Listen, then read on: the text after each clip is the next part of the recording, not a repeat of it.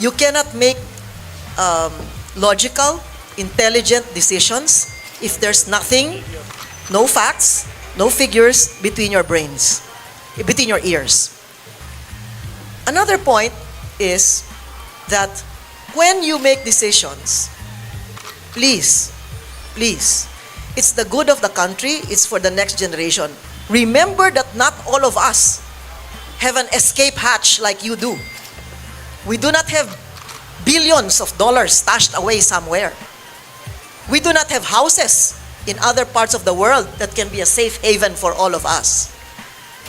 So please read, learn, go back and find out what happened in history, because if you don't know it, or you don't want to know about it, then you're just bound to make the same mistakes or commit the same mistakes. So remember, we 115 million Filipinos are stuck here. You have the freedom to fly anytime you want. You can have all the jets. You can buy all the houses, the palaces, the mansions that you want. And all the spending money that you could not even finish in how many 100 lifetimes. Please, don't make us look like fools, and maawa naman kayo sa Pilipino. Kayo, walang problema eh. Marami kayong bahay sa ibang bansa. Pera. Madali kayong lumipad. Ginawa nyo na yan eh. Lumipad na kayo eh. O, di ba? So, yun lang ang aking masasabi. Kawawa naman po kami. At hindi lang mahihirap ang kawawa.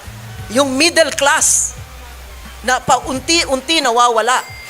Yung kanilang pinag-ipunan dahil lang naniniwala sila dito sa mga propaganda, sa mga trolls, sa mga TikTok, sa mga... Hindi po yan ang kailangan namin eh.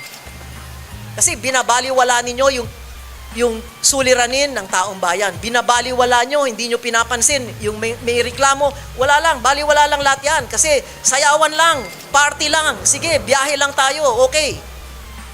Okay lang sana kung maunlad yung bansa natin. Ngayon, meron pang Maharlika Fund. Di ba? Nakita natin sa Sweden, sa ibang bansa, na lusaw lahat yung pondo. Ang daming mga pera ng GSIS, SSS, o kung ano pa mang government institutions na ilalagay nyo dyan. Hindi yan sarili nyong alkansya. Kaya mag-ingat po kayo. Dahil, hindi lang tatahimik ang Pilipino. Alam natin yan. Naghihintay lang ng oras yan. At kung hindi nyo alam kung anong gagawin ninyo, mabuti ngayon pa lang magkaalaman na.